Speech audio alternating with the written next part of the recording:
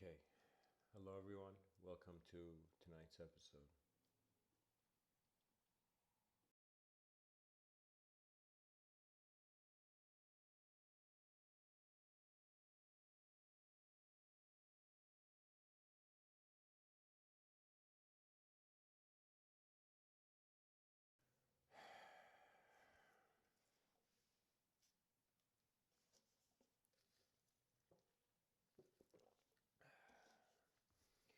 The title of tonight's episode is Emergence of Transcendental Cultures, and eventually someone must speak about this direction.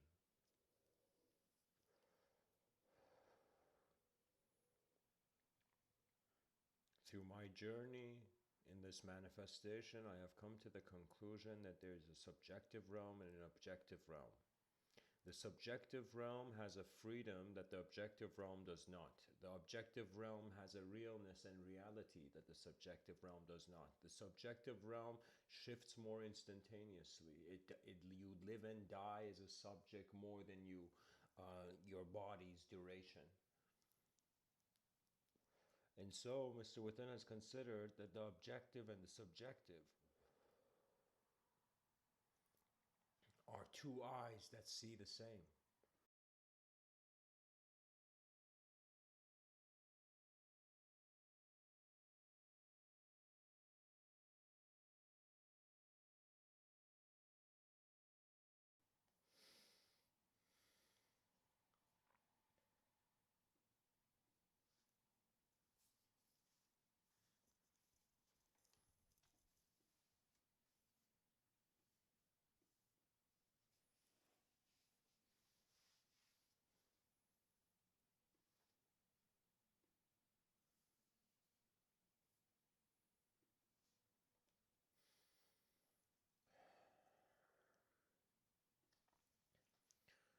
So two eyes that are seeing the same moment, two dimensions that is being the intelligence of the moment of being.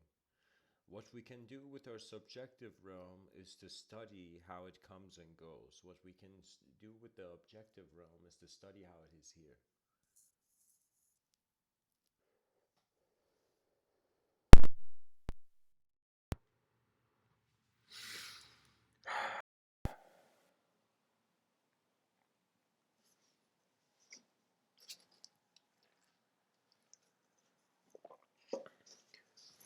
Thanks for letting me know, Idris.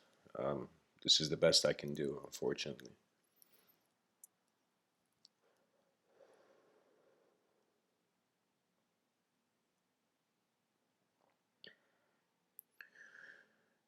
The transcendental part of our culture, how the character and the story evolves into a world. If your character just changes, if the sense of self changes, but the world doesn't change, you cannot consider a sort of transcendence. It means that the self and the world must change together.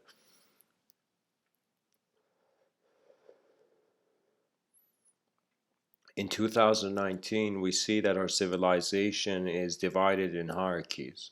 There's various states of belief, and various beliefs that dictate the states of the human mind. And I consider that we are all in a war of language. We may be simple people sitting in our houses, but there's a war of language going on. And what that means is ideology is not trying to do, it's just that the human attention is a very rare resource. And when an idea finds itself in the human attention, it endures, it lives long. So it's like, think of it this way, not only people uh, seek attention, but ideas seek attention as well.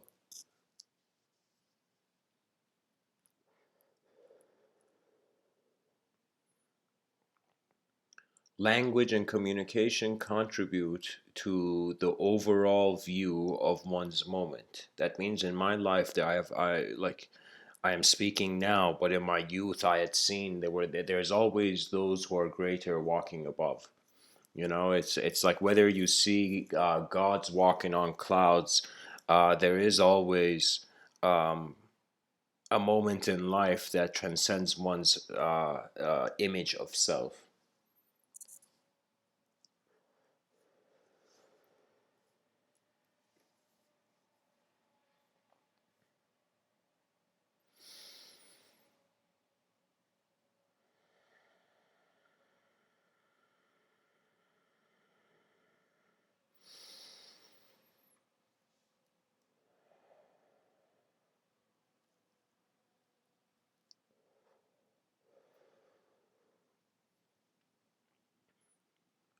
Man is trying to escape from change.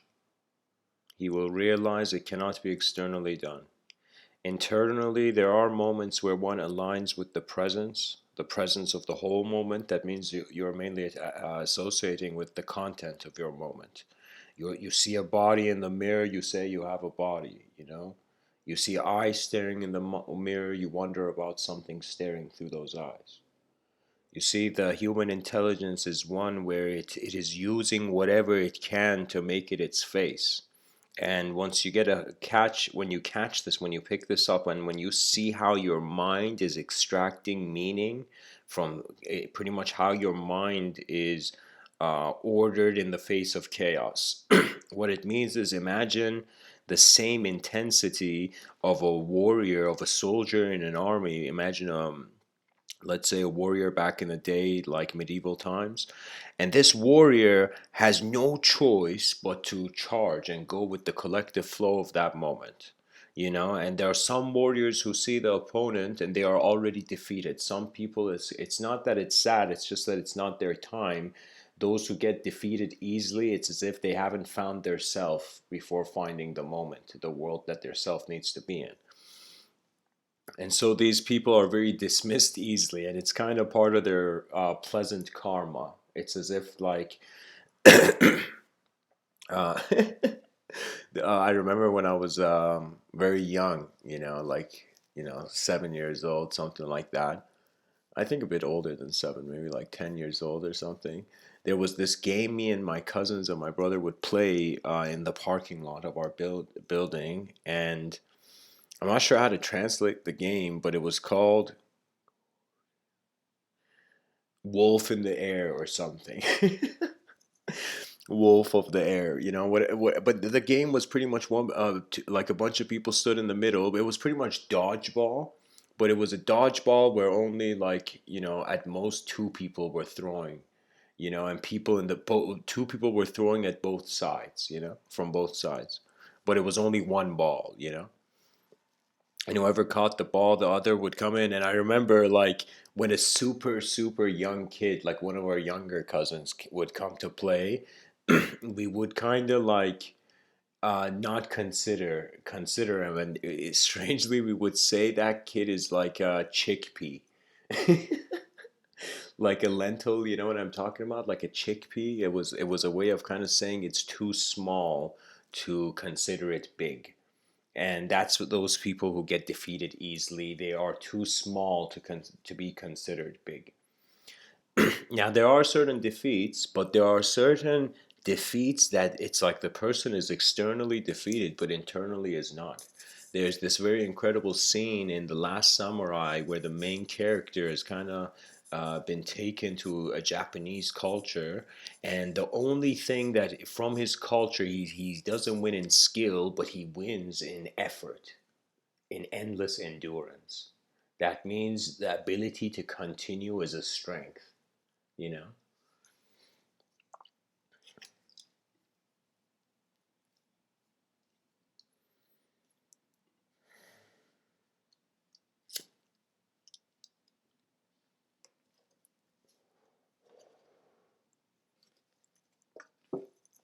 I pretty much wonder about it every day, but I know that I cannot shape it too much. Certain moments throughout the day where I find myself in a sort of cosmic solitude where I feel I'm alone with the cosmos, that's when my mind goes free. When I give these talks, it's like I have to be more reserved. I have to consider a stage. But when I'm on my own, my thoughts move at different speeds. And sometimes they instantly transform. It's as if I can read a sentence and it instantly becomes a movie in my mind. I can see a movie and it can instantly, in some sense, become to a certain degree sentences. I also can see it in a way where whatever phenomena of a subjective nature I perceive, there is a permission of a sort of instant subjective translation. What that means is you can kind of look at a tree, but you can instantly also consider the whole tree having an atomic structure. That atomic structure your mind subjectively perceives in the objective bark of the tree, that is an imposition from a state of freedom of acceptance. That means the free will is free because it is freely aware of itself. It doesn't mean there is freedom of choice. It just means there is freedom of existence. So free will has to do with the presence of the being. Your presence as a being is free. What that means is you're an empty piece of paper before anything was written on it. When you realize the empty piece of paper, you will laugh at the kind of theatrics of your lifetime. You know, when you see emptiness. Emptiness is a great teacher. But at the same time, it's like the teachings will be external until they're internalized. And once internalized truly, there is no longer internal external. You become a complete moment of being. There's no longer rules, there's no longer conditions for attention. Doesn't mean nature's conditions you surpass. It doesn't mean like the dude got enlightened and is like, turned into energy and flew with the wind. Like, it's about a kind of realigning the antenna of your conscious intelligence. And the way this occurs is by directing the attention to self. And it's kind of very, very playful how life has designed the situation, because our eyes are not above our head. We don't have a third person viewpoint of ourselves. We have a first person viewpoint, as if nature has designed us to pay attention to the outside. But after we have paid attention to the outside, we're considering the inside. So what that means is I knew this from very early on, that more than life is about like the game of life and death, kind of continuity of survival, it is about how you can confront emptiness and fullness. And when you can confront it, the witness is of a transcendental nature. So the allure of metaphysics, of spirituality, changes. It's no longer a story, it's an experiential activation, it's a rhythm.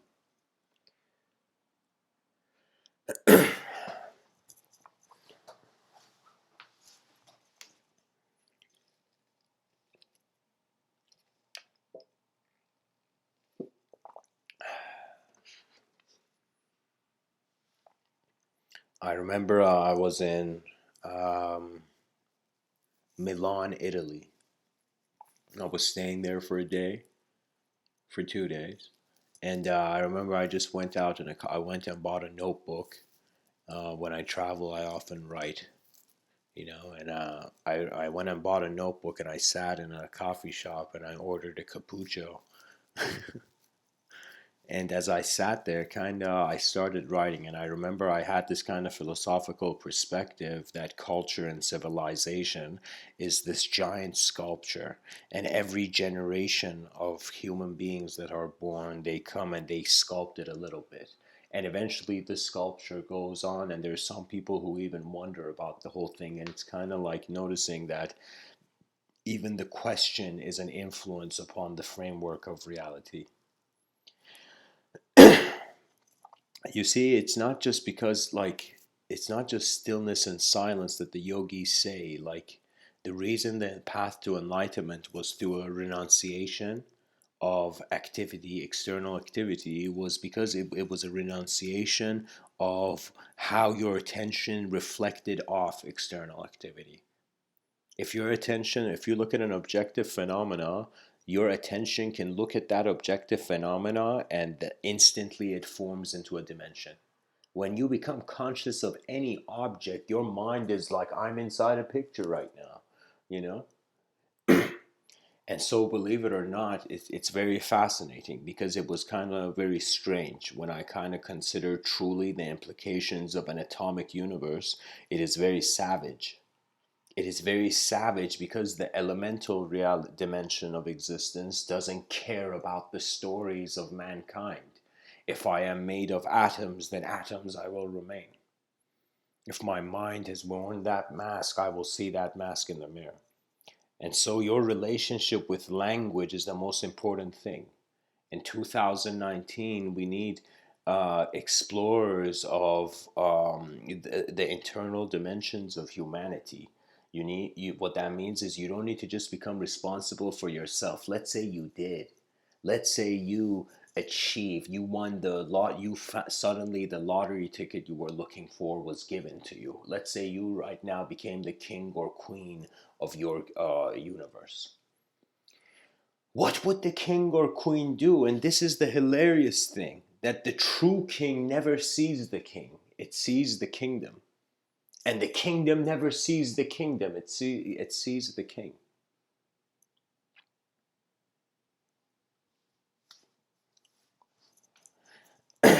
Manly P. Hall said this incredible statement about karma. And he said physical karma has a physical consequence. But non physical karma has a non physical. That means the karma is in accordance to its dimension.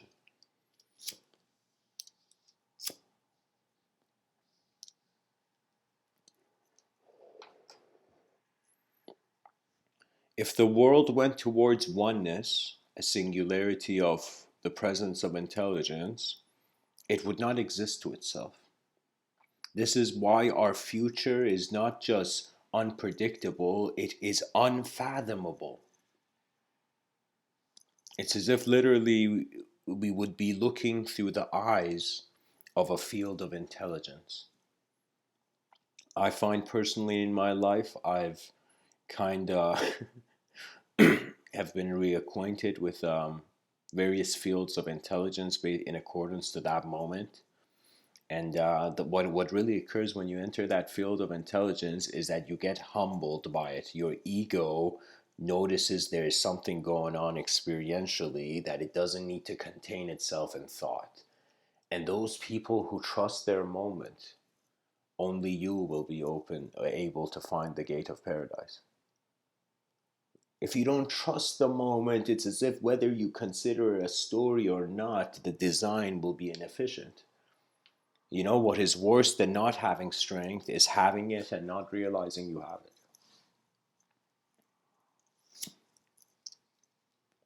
A transcendental culture implies a culture that is conscious of various dimensions. And what tends to occur is that, let's just take into playful consideration that the ancient Greeks and in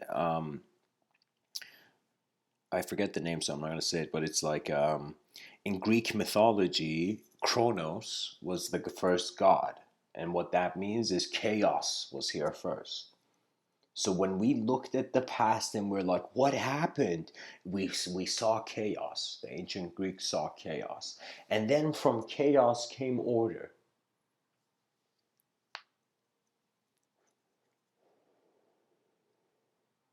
From order came an ability to be reintroduced to the chaos, therefore the development of the multidimensional mind.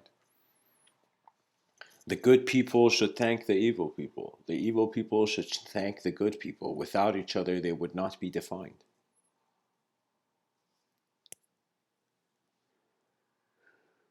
Life is pretty much where you are planting the flag of your attention. Right now, as I speak, all the ideas that I entertain currently in this moment, these are ideas where my attention has been, like, literally, it's I've been on that moon and I've planted my flag, and I'm kind of, you know, talking about how the texture of the footprint behind your eyes is very different than the footprint in front of your eyes.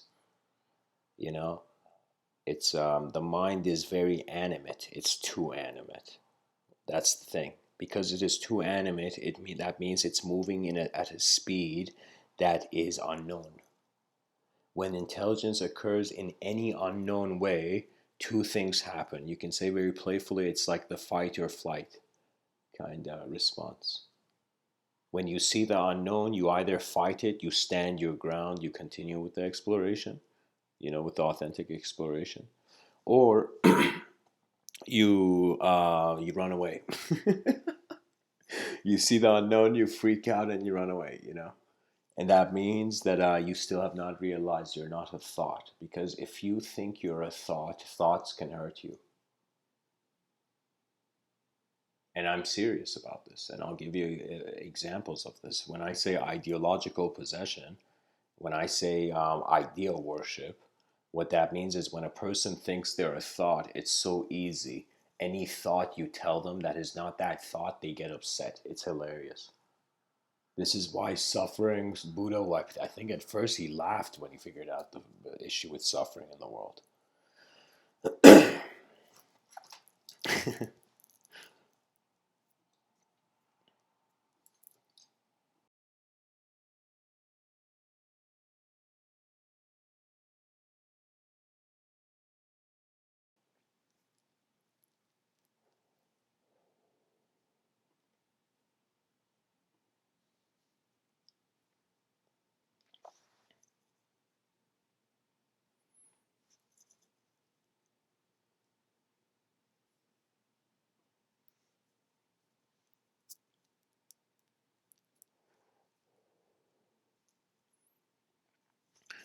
We cannot avoid um, the Stoic contribution, and what that means is um, civilization is a system. It's a system that gets certain programs programmed in it by the leadership, let's say, by the governing power. It's a sort of program. And then the characters in this program, they choose. They choose how much of the program they engage, but there are certain limits they're not allowed to go forth. Now, law is very crucial. Kind of how, again, Manly P. Hall said that each karma relates to its dimension. That means, for example, you throw trash at a trash can and that trash falls down. And you go about your day thinking, all right, whatever, something happened there, and you continue. And you suddenly, strangely, coincidentally come back there one day and you still see that trash there. What that means is the karma is really where it happens.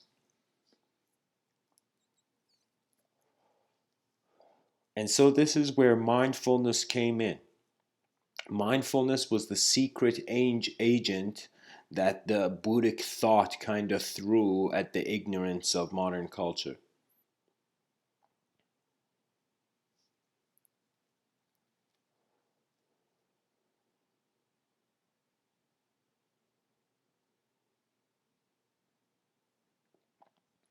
Uh, hey Idris, I'm reading your comment.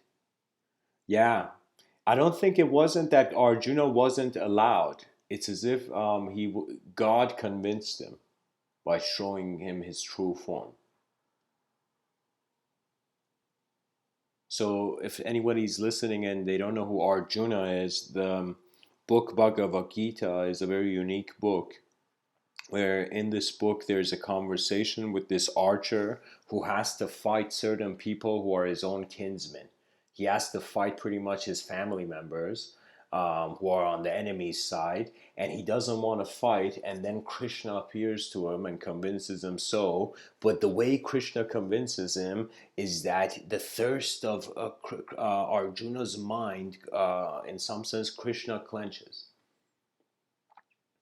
So what I mean by that is that there's a point where I don't remember exactly. I'm not memorized the Bhagavad Gita, but I have certain images from it that Krishna shows Arjuna his true form, and Arjuna says something. I don't remember the exact word, but it was chaotic to Arjuna. It was as if he was afraid. Fear was it, you know? That means those who go closer towards the transcendental truth of nature, trust me, it's this fear is literally the ego evaporating, as Osho says, like snow in the melting sun. When you get closer to the truth, the illusion's validity in some sense crumbles.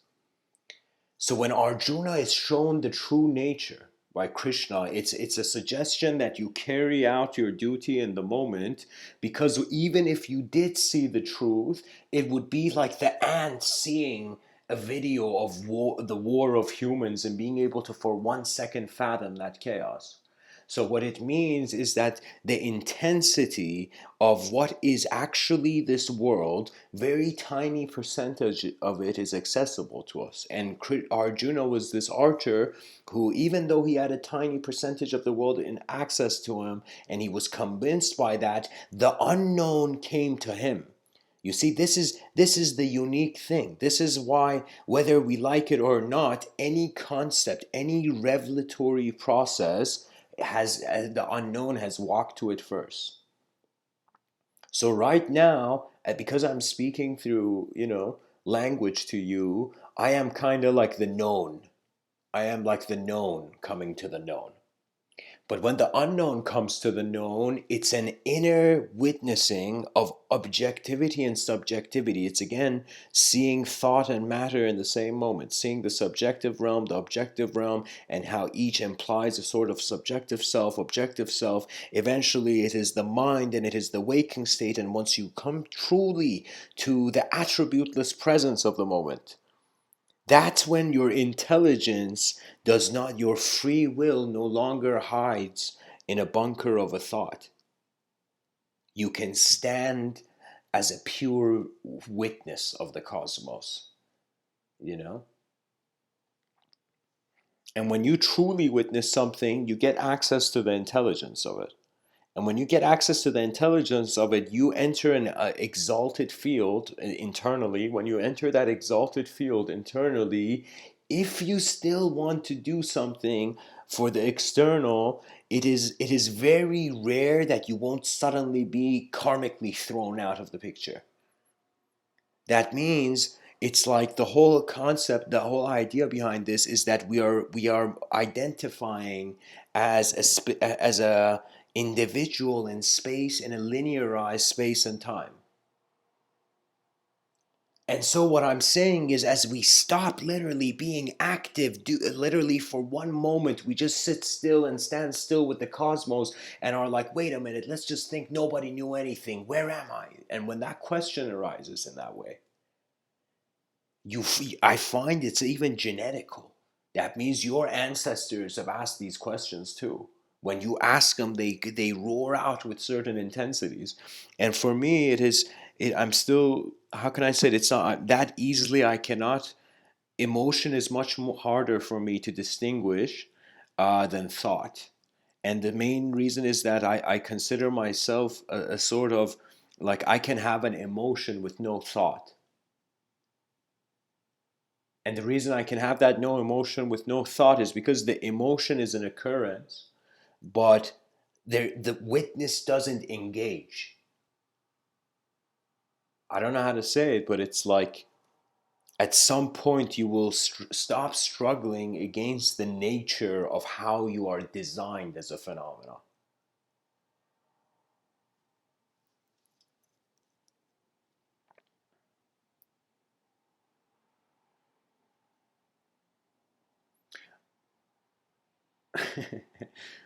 Idris, I don't agree with the second comment you say. Anthropologists say life after birth was known only to warrior class and not to Brahmanas, tradesmen, and labor class. I'll tell you this, maybe it wasn't in the mainstream, but the unknown approaches many people. The unknown approaches people in accordance to the part they need to play.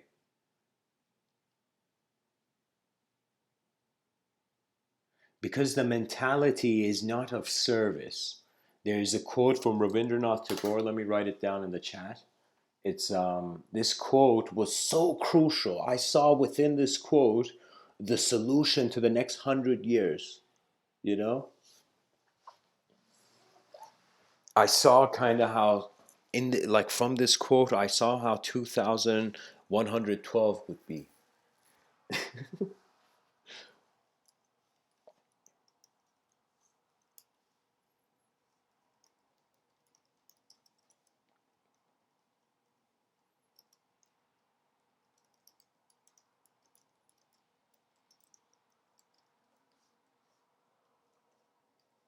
So I'll read it as I'm writing it. I'll say it once. Rabindranath Tagore says, I slept and dreamt that life was joy. I awoke and saw that life was service. I acted, and behold, service was joy.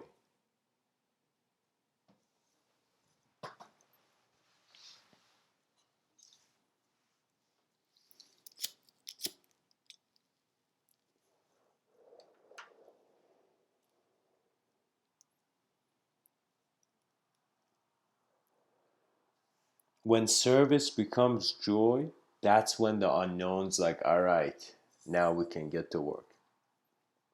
It will engage you. Divinity will not become something outside of you. It will become just how the moment is here, how there is a design, how our eyes are not open to just emptiness, they're open to something in emptiness.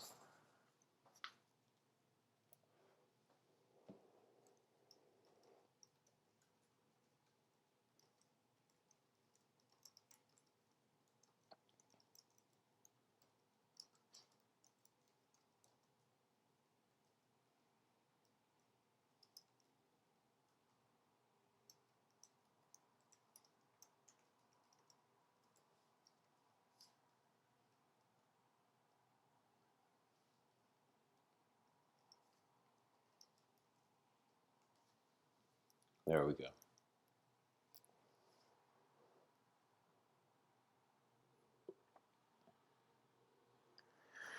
Anyways, let's get back to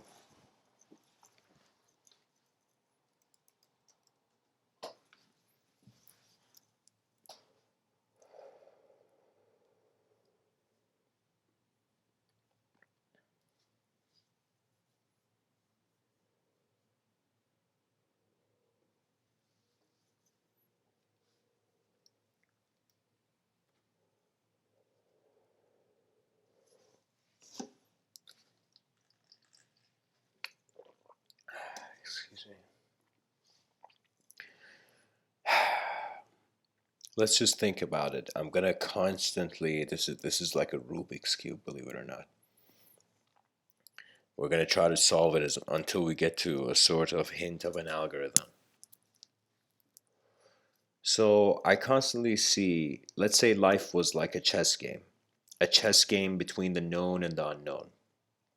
And this chess game between the known and the unknown, the way the game was played and how it was played was civilization. And what that means is there are known conscious decisions influencing our civilization, and there is unknown unconscious decisions influencing our civilization. Now, the unconscious unknown, because we cannot conceptualize, rationalize,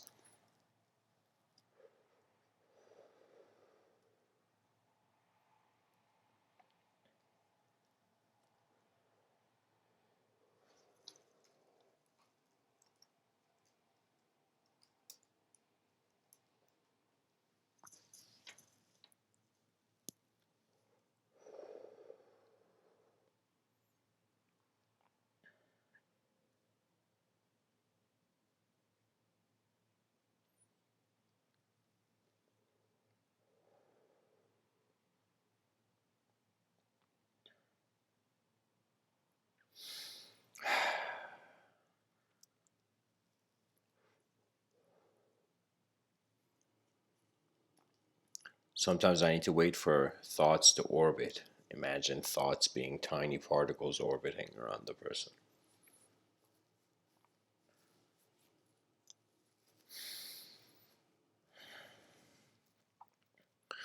The sum total of these unknown influence and known influence is civilization's behavior. Now, in certain phases of the human development, you have to keep the world unknown. And what that means is, especially for children, what that means is you don't put the burden. The issue is that, of course, human beings, they will go live on their lives and they will get influenced by many things and eventually they will become somebody to themselves, you know? But the thing is that if the young child is introduced to the savageness of the world at an early age, what that means is it has not built a paradise to suddenly relate to when it leaves. So it can never know it's jaded. Do you know? This is why it's like, I don't just cry when I see kind of these uh, poverty commercials, I cry for the mind of that child. I remember, like, I can never forget. I remember seeing this Facebook picture. It was an Aldous Huxley quote, and the quote, Aldous Huxley's quote, was written right beside this man who was carrying a bag of rice, and on the ground was this kind of poverty-stricken child whose skin was showing its bones, and it was just reaching its arm towards the rice.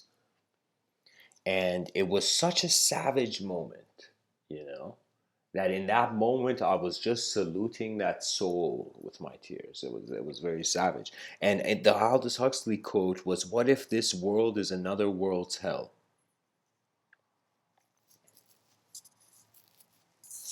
And that was a very profound statement, even though a bit extreme, but it was very profound because it was suggesting the need of responsibility, and man's mind is the most multidimensional thing out here.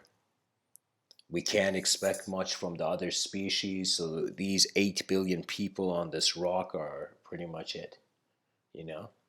And the issue is that because we want to have life make meaning, we engage it. And when we engage it, we want a platform to engage, as if the pilot wants to see a sky to navigate the plane in.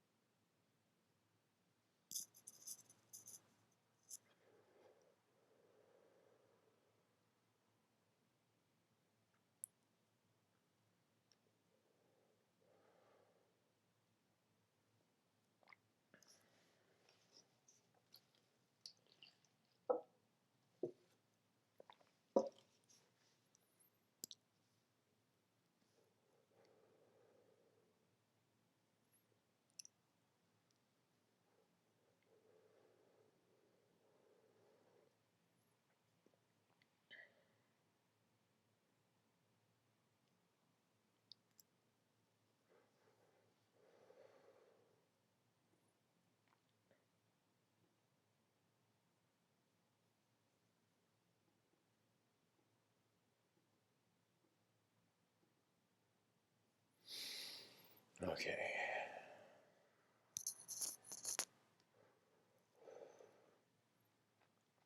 Pretty much, where's the modern citizen evolving towards? It's evolving into more advanced ways of communicating with its environment and changing its environment. And that's where technology comes in.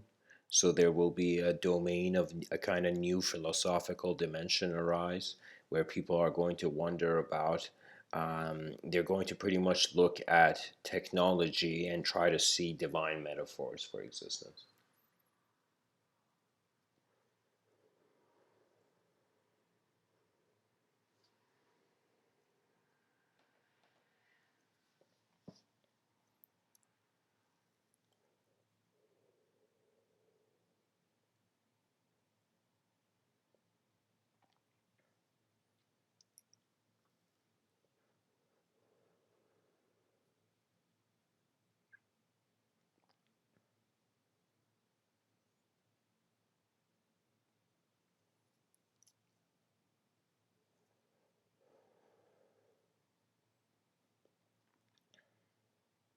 We will be more minds than bodies.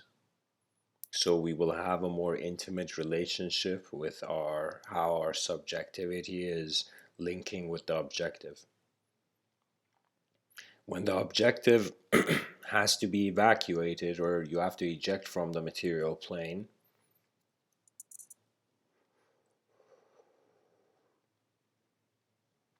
the sky holds you.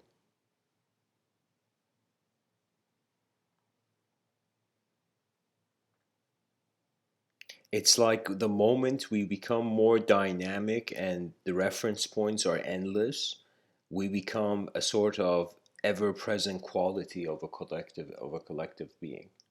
So it's as if kind of Attar of Nechapur, this kind of Persian poet from long ago, he had this saying where he said the soul of the soul of the soul, that kind of soul to the power of soul.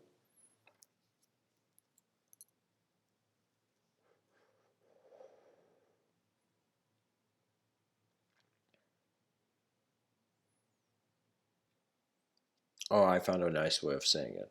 The student, the teacher of this world is the student of another.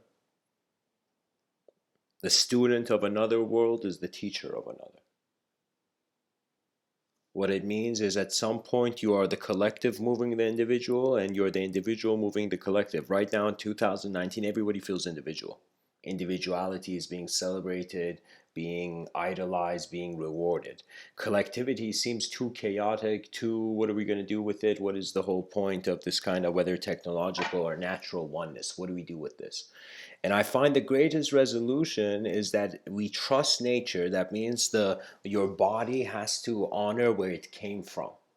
This is why when a manifest physical being has the intention to hurt another manifest physical being, it's as if a manifestation is hitting itself. Do you know?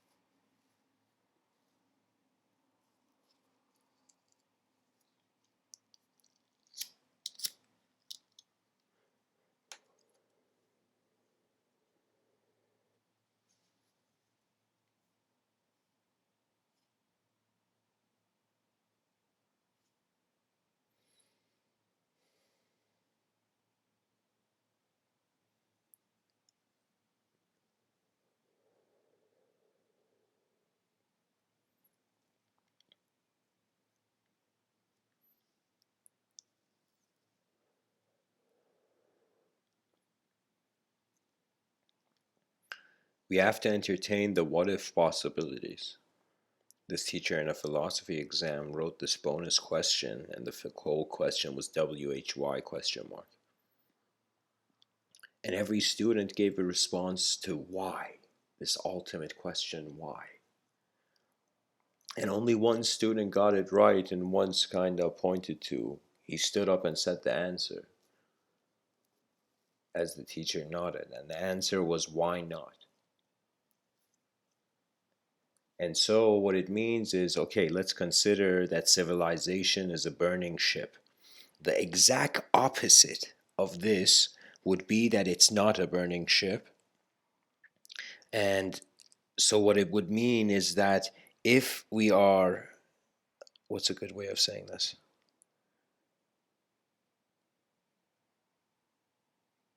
If the intellect leads to a burning world, the opposite of the life that is here now,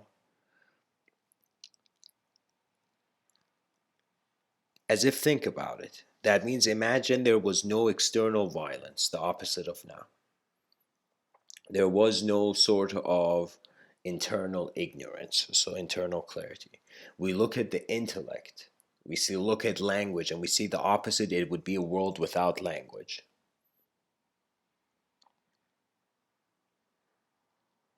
And again, the opposite, if we consider we have a soul, it would be a world without the soul. If we consider we are a body, it would be a world without a body. If we consider we are a mind, it would be a world without a mind. And so this ability to see the opposite makes you relax and on your sort of strict allegiance to a certain modality of life, you know?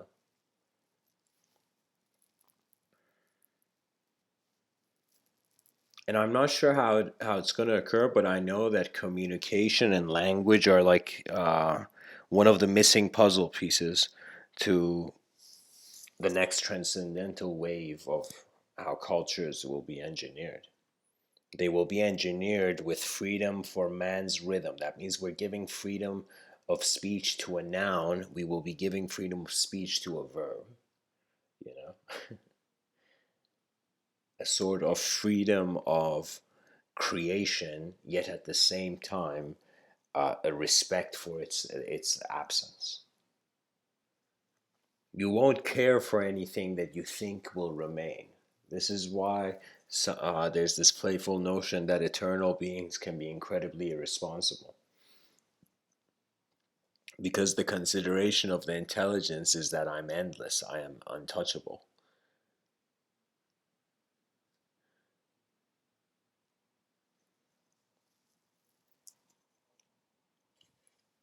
And every moment is our performance.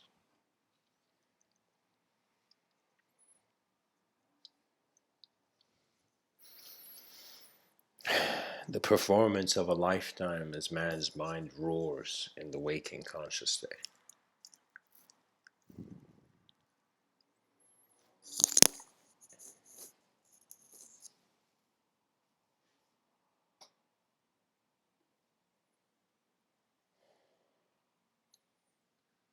All right, guys, I need a quick intermission. I'll be back in a few minutes.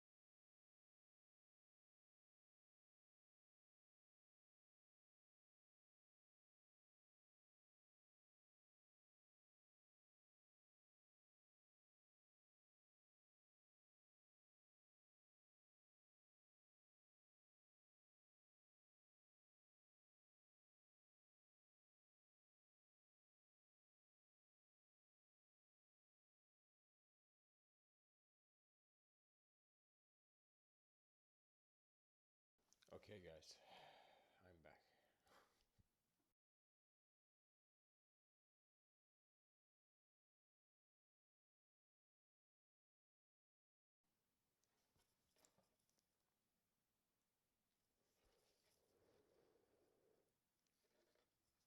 Even though to the ancients, language was seen as a sort of illusion,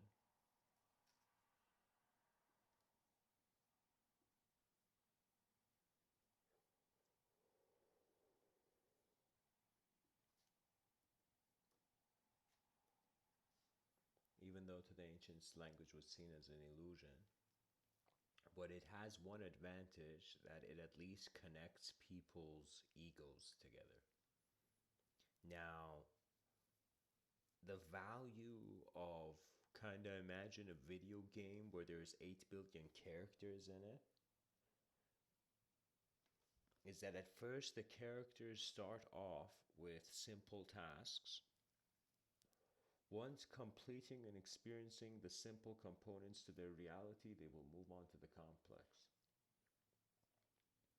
As they move on to the complex, what that means is the nature of conversation and discussion gets depth. So, depth is pretty much when a dimension is added. For me, it's hilarious. Every time I've said something and somebody was like, yo, that's deep. I'm like, excuse me? Like, it's just adding a dimension. You can make something endlessly deep if you just look in the mirror. If you go stand between two mirrors and see all the optical parallel reflections of yourself, you'd kind of be like, yes, it's a deep moment because the mind can stretch, you know? Just like how the body can stretch, the mind can stretch, but it doesn't stretch as if it's a body kind of stretching. It stretches by being a different world to itself. So I'm telling you, believe it or not, if you could do nothing, like,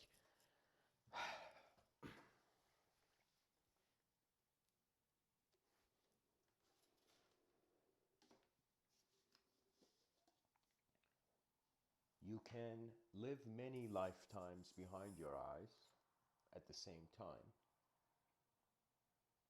and you can just live one lifetime in front of your eyes.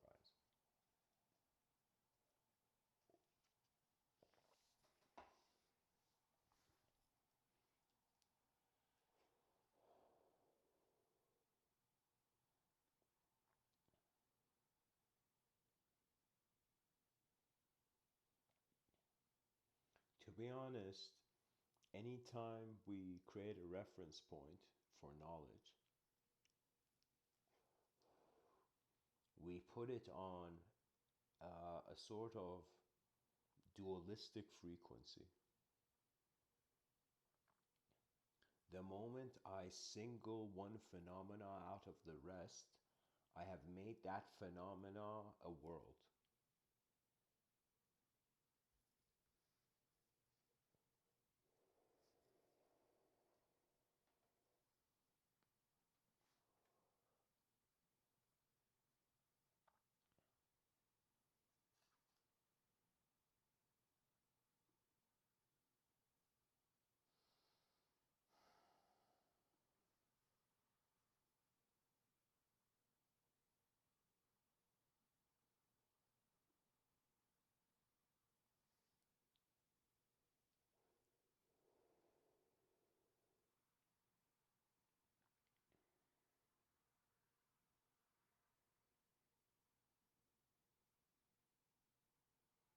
Just like the astronaut finds himself at zero gravity, kind of hovering in the air, the mind will find itself hovering beyond its ideological constitution.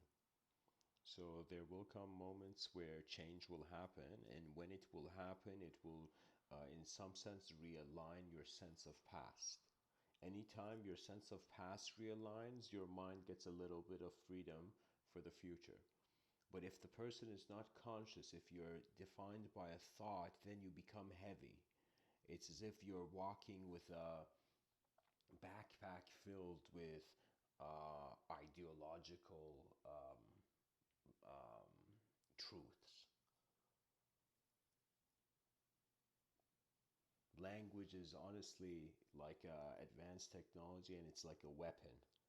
At some point after using the weapon, you don't need to hold the weapon forever. And when you don't hold the weapon forever, it's kind of a return to one's nature. And when one returns to, like, how can I tell you this? You become the world in the eyes of man rather than man in the eyes of the world. As Meister Eckhart, this Christian mystic, said, the same eyes I see God are the same eyes that God sees me. The transcendental culture will be how there is an unknown, intelligent, living rhythm that is aware of the temporary individual particle. That means it's a new relationship with a field of intelligence as a field of intelligence. And what that kind of means is, like, I have this kind of very I don't often share it, but it's this kind of very unique idea I have, that when the concept of guardian angels was kind of introduced to me, I wondered how the guardian angel could guard, you know? My mind playfully kind of hypothesized as if what appears as the invisible guiding other is actually the future self of the species, which has become a collective phenomenon. So what I mean by that is that this is a very kind of coin flip like prediction, but my prediction is that when humanity stares at objective extinction, it will have to choose whether it wants the subjective realm to continue or not. If it wants the subjective realm to continue, it will throw itself out. What I mean by what I'll kind of give you an example I have in this science fiction novel I'm writing called, there's a chapter called The Andromedan Pilot. And Andromeda is the neighboring galaxy to the Milky Way, which we are currently in. And in my kind of sci-fi universe, the Andromeda galaxy is like the most enlightened galaxy. They're the most enlightened, advanced alien kind of civilization.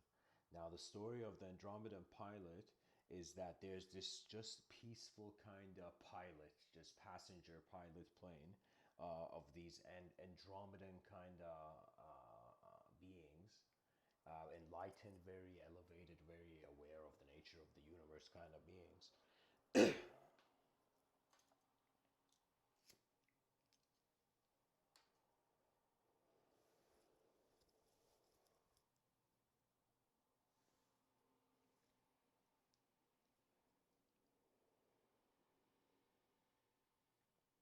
The story is that this Andromedan pilot and his crew are in this ship, and what happens is I've created this evil kind of dark species called the Darkons, and the Darkons are these giant insects that are surrounded by electricity and smog, like black kind of smoke clouds, you know. And so the Darkons are this evil advanced species. They're pretty much the villains of my story. They are kind of the minions of chaos.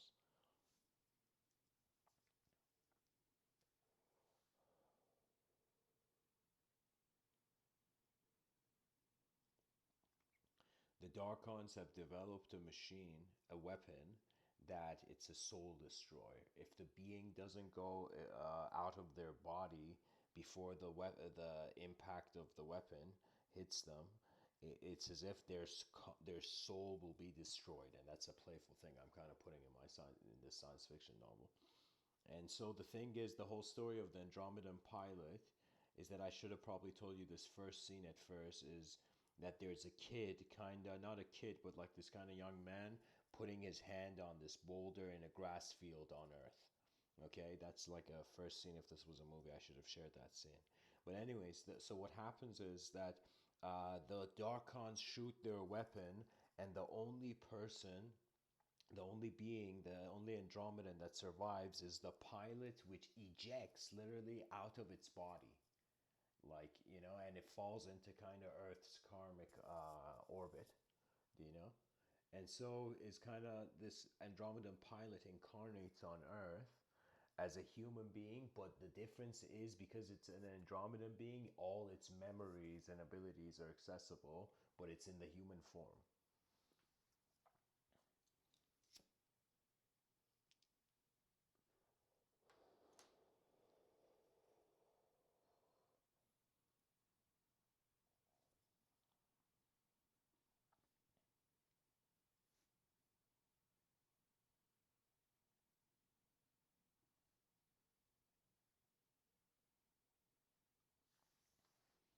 And this Andromedan pilot, this whole time, like in the story, you'll see it's as if like he's fearless on Earth because his intentions are of another galactic sphere. Anyways, I'm not going to get into my science fiction too much, but the whole idea was that there was a sort of transition, a sort of ejection out of the conscious known structure. And when you enter the unknown, if you fear it, you will mask yourself. If you don't fear it, you will march into it. And in some sense, the winds of evolution will trust you. But if you fear, that means you don't know. You still don't know how vast this cosmos is, and where is your reference of fear arising?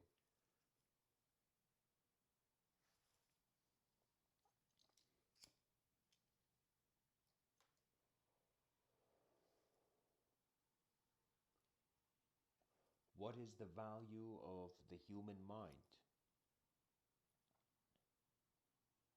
What is the value of the integration of the various inner visions of human minds?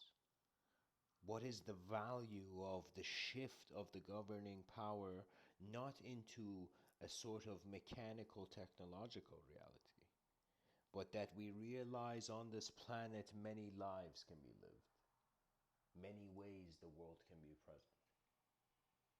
So it's as if we have to incorporate freedom and discipline. These are the wings of the disciple of the universe. Freedom will open up your inner dimensions. Your inner dimensions, pretty much, spirituality is another way of saying you're seeking ultimate freedom. You know? And believe it or not, if I tell you freedom from what, you'll laugh. It's freedom from yourself you seek. Because your sense of self is a burden. Because as much as you have desires, those desires create emotional bubbles of where you feel as if you have to do something before you enter non-existence. So the thing is that how are you treating the self when the self is the world?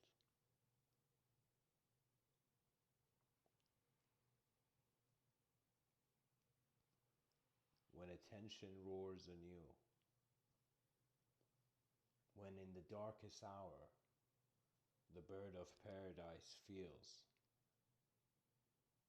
the hope of dawn, on its wings.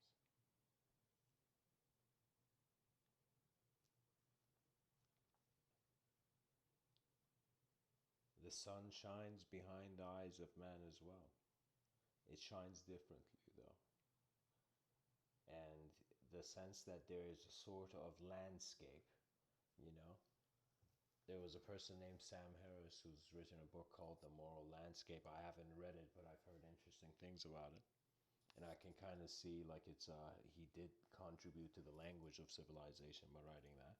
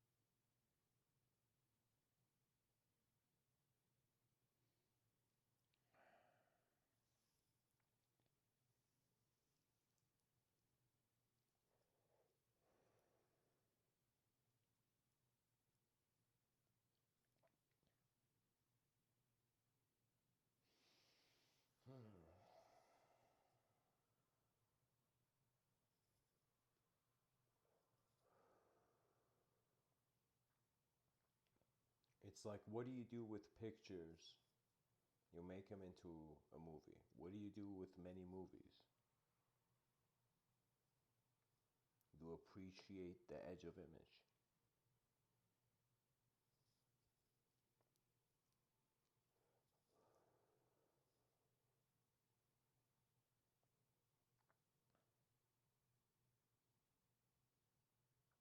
You know, I remember kind of being introduced to mystical thought and wondering, like, I had heard this story. I forget the man's name, but it was some yogi who was meditating his whole life to try to be in the ultimate state when the moment of death came. But then, like, once he's meditating by a river, suddenly he sees, like, this tiger chase this pregnant deer into the water, and the baby of the deer somehow, I don't know. I don't know. It's like the pregnant deer gets to the other side and the man takes care of the baby of the deer, you know. So he becomes eventually kind of attached to this baby deer that this yogi has kind of like saved.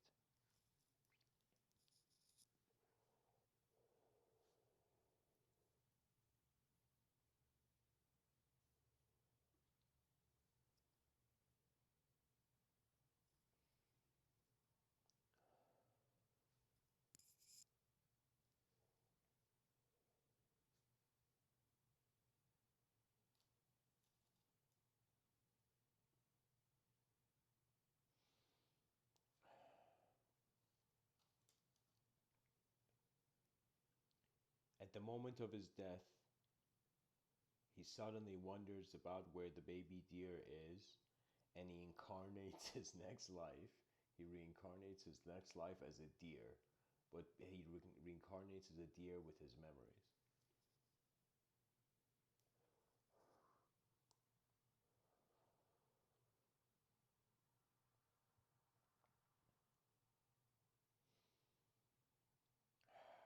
The yogi eventually finds his way back into the exalted state. But the whole concept is that, is it the last moment of our life that is important? Could we live any kind of life we want, then only at the last moment have a sort of enlightened idea, and then we move into the Pure Lands or the Gardens of Paradise, whichever terminology appeals to you? But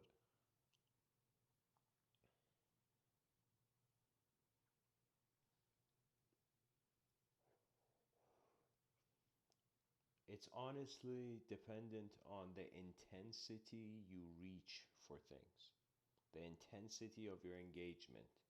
And if the intensity, the more intensely you behave, the more stillness and silence you need to be aware of to maintain it. That means the martial artist, if you notice, there was one thing that would beat the flames of the ego, and it was not water, and it was not wind and earth, even though they could, but it was not them. It was the balance of the universe.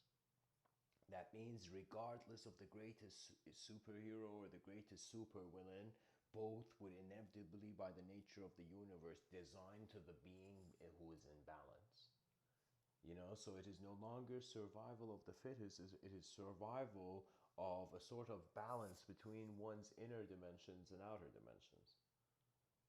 And this balance has to be experientially discovered. It's something where literally there's no instruction booklet for it. You have to realize you're alive once, and then your own wonder should wake you up, you know? Because the mind must be expressed. It's something like I have to some degree entertain the brain being a muscle, because if we stop having a need to journey, it's the same as kind of remaining in the same picture. If you don't travel, you don't see anything new. And traveling means you have to let go of a certain reality and move on to a new reality. And to cultivate this ability, where Buddhic thought and Zen thought have inevitably led to kind of the contentment of the void with all that dwells within it, the attention that brings about life into meaning. It's as if your attention is doing CPR on linguistic meaning to make it, to bring it back to life, you know?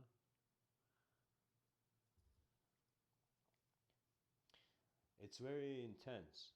If one, when you look at it from the top of the mountain, our species is a child. Therefore, compassion is the major resolution. That means we have to love ourselves out of extinction. But if you look from the bottom of the mountain, it's a very advanced position. That means like those beings on the bottom of the mountain have more of a purpose and intensity to reach the top. But those on the top who have gone through the journey, they don't have the same intensity. They walk gently down the mountain. Hence the difference between you would see in many of like kind of martial art movies, and just kind of if you read into that culture, you'll kind of notice it, that the difference between the novice and the master martial artist was that the master had also mastered a contentment with the universe. You see, this is why Shaolin monks were next level warriors, because they would be taught Zen. And Zen means that you don't fight as an ego. And when they would not fight as an ego, you could say it was similar to how like Darth Vader or one of those bad guys in Star Wars was like, the force is strong in this one. What that means is the dude doesn't have an ego, therefore is not pulled to the consequence, so that when the moment of judgment occurs, every moment there's judgment. What that means is it's like the effect of the cause is being witnessed.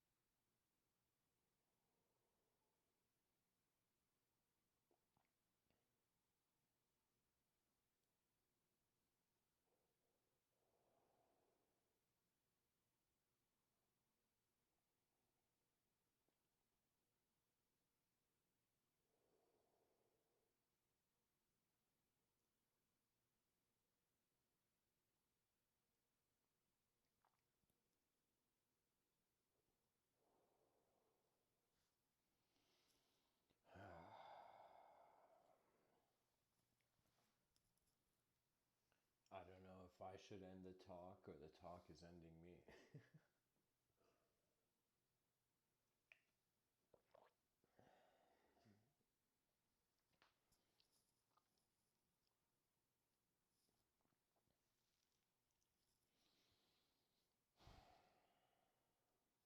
I remember kind of in my earlier talks, I think it was between 100 to 200, where I spoke about kind of this future technology being born as if it was the child of sound and light.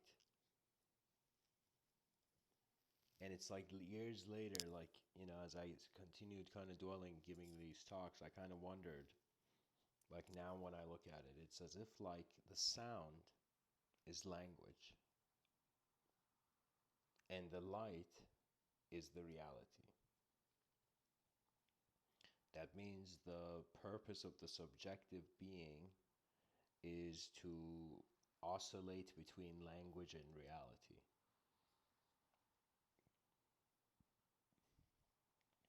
As it does, it remembers. It's as if you remember the previous moment much better than 10 years ago, for example, let's say. And so what it means is it's kind of like a billiard ball moving and hitting the walls. It remembers the last wall it hit as it hits a new wall, and then remembers that wall, as it goes on. Do you know there could be an incredible synchronization of objective movement to subjectivity? Sometimes I do it. Sometimes it's like when I speak. Someone pointed out to me that when I speak, my hands move in a certain way. And when my hands move in a certain way, it's because it's as if I don't know what it is I have a totally geometrical interpretation of my objective existence. And so it's kind of like the designer's God. What I mean by that, it's like the designer on Judgment Day kind of went and was asked, like, kind of, why did you do the wrong thing? And the designer was like, how could design be wrong or right? You know? And then God had to come down from the main office to see what the problem was. And eventually, the designer, that is the true designer, takes the true responsibility. That means it's like you'll know why you're alive when you're in the moment. When you're in the moment of it. I don't know how to say it. It's like many moments you're just traveling. Your mind is traveling. Through silence and stillness, the vision moves forth. And of course, I'm not saying that we need to have constantly, endlessly add dimensions, of thought. It's not about just language updating. It's about just kind of noticing that it's a creature that is masking itself in language. So what do we do with this? Ludwig Wittgenstein says the limits of my language are the limits of my world. Hafez says the words you speak become the house you live in. Terence McKenna says a civilization evolves as quick as its language does. I think everything, all branches of knowledge, will come down to the study of language. Language studies will be the only thing being taught, and what that means is it's as if like the educational system, rather than all its kind of departments as it is, would be in regards to kind of the tools it provides. You know, that means educational systems should be like bunkers where they are arming students to send them out into the world to solve the most kind of devastating problems of humanity. That means the importance of, like, the biggest issue I think is that many tragic things are happening and the world is not aware of it. What that means is like many forests are being destroyed and people are not aware of it. They can't even you can't fight what you don't know. You can't even see what you don't know.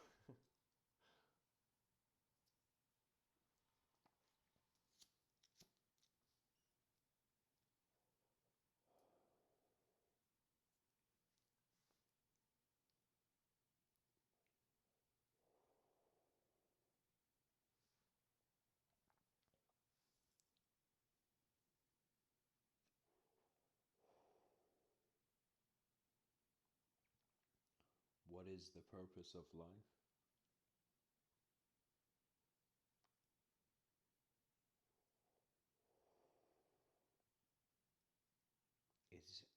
I believe it's to give it a freedom where it reveals to you why. You have to let the world speak, you know. As the ancients would say, your heart, you have to listen. You have to find the heartbeat of the universal sector.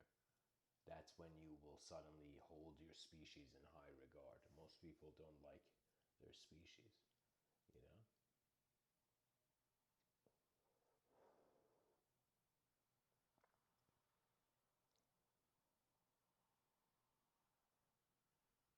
It's as if it's kind of like I find 50% of the day should be focused on external activity, and 50% of the day should be focused on internal activity.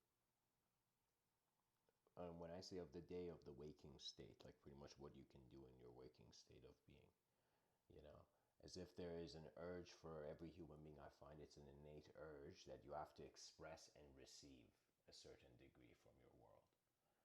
And if you kind of avoid your world too long, what happens is that you don't get to see it. You miss the ride of a lifetime because your attention was on certain thoughts unnecessarily, for example.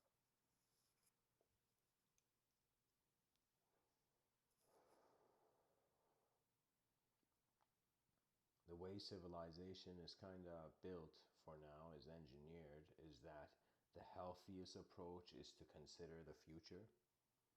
That means regardless of it, it's like the future is our motivation. The past is our teacher, but the student is not there to just endlessly get lessons from the teacher. It's as if at some point we're all kind of new minds wondering about where we are. It's like there's some questions that destroy, like there's certain deep questions, you know, from a philosophical standpoint, that it destroys the archetypes. Do you know archetypes fight each other as well? Do you know that it's as if like there's moments of chaos where the archetype of chaos is being associated, the being is associating with the chaotic archetype? What that means is some part of their mind has allowed chaos to be an expression. What occurs is that their conscious is literally the backup system. It's the opposite side kind of coming to them. You know, it's as if when there's something good, when you do good for too long, you wonder about the bad. When you do bad for too long, you wonder about the good. You know, the mind jumps endlessly from opposite to opposite until the person realizes, wait a minute, it's not about this good and bad thing. It's not about kind of a give and take thing. It's about realizing there's a unique time span and opportunity of the lifetime of the being, and a lot of it is going to just physical activity. You know, a lot of it is just either solo meaningless physical activity, or it's like you can say a kind of social engagement. So I consider that what it is that every person's attention and how they have become a character in the story of the world directs them.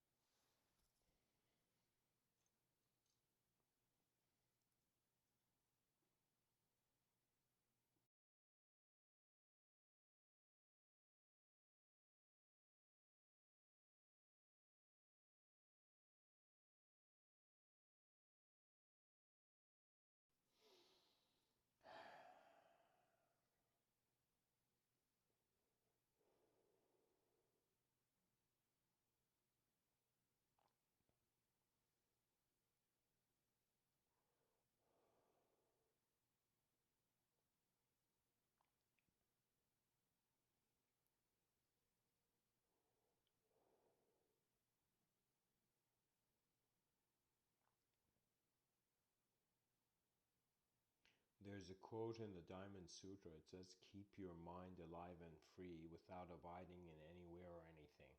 I find that's what a transcendental culture would be.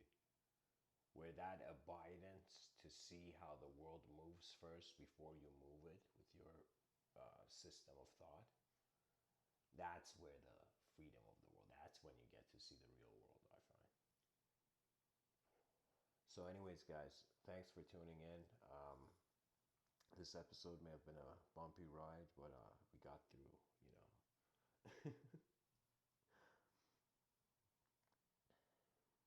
And this is something I kind of decided that I'm going to start saying at the end of every talk.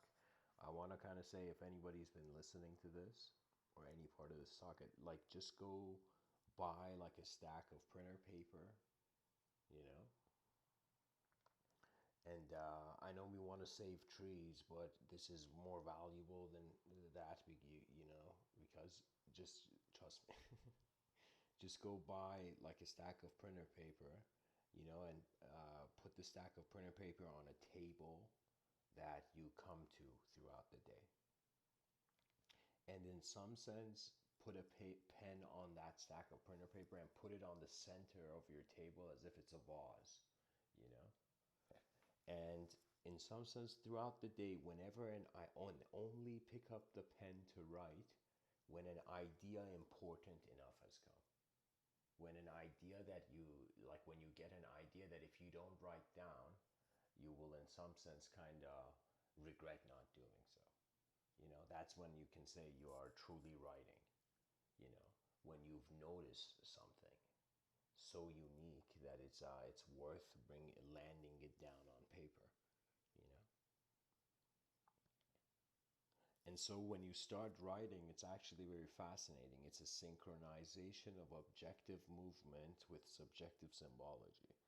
So your mind is trying to, your body is trying to move in accordance to the rhythm of your mind, you know.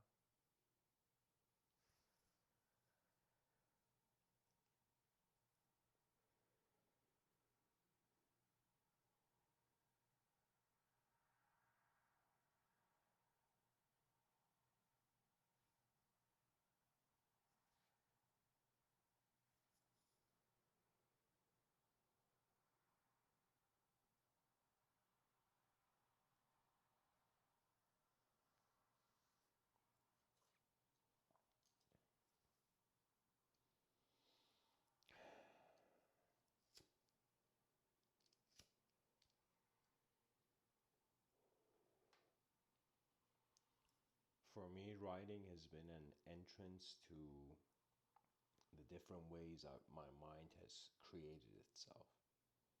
Eventually, after you write a lot, you'll come to a point where the hand, your attention no longer needs to go on the pen and the hand, and it's pretty much the image you see.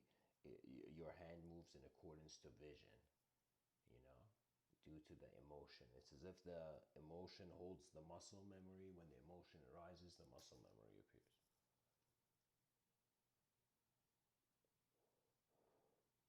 The emotion can be said how the mind identifies with the sort of objective position.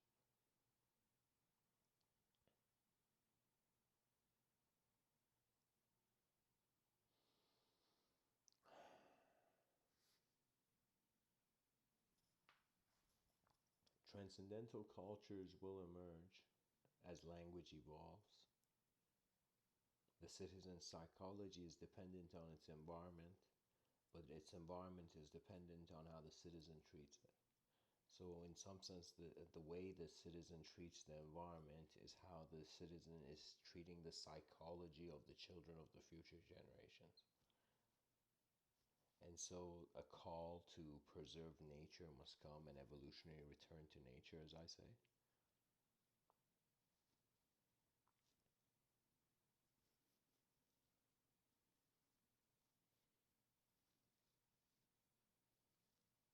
And the key point of this evolutionary return to nature is that the culture, the transcendental culture, is not defined, the ethos of the transcendental culture is not defined by a narrative. It is defined by a collective experience, and I don't feel we have the language. It like goes into the language threshold. I can't speak about it. I find. Because it's literally too collective and unfathomable. So at most, the best thing I can say about it is like it's the witness being with the witness, you know. So anyways, guys, thanks for tuning in. this email called the Deep Ambient Project at gmail.com. And I appreciate letters, like old school kind of letters, during the, king's time, you know.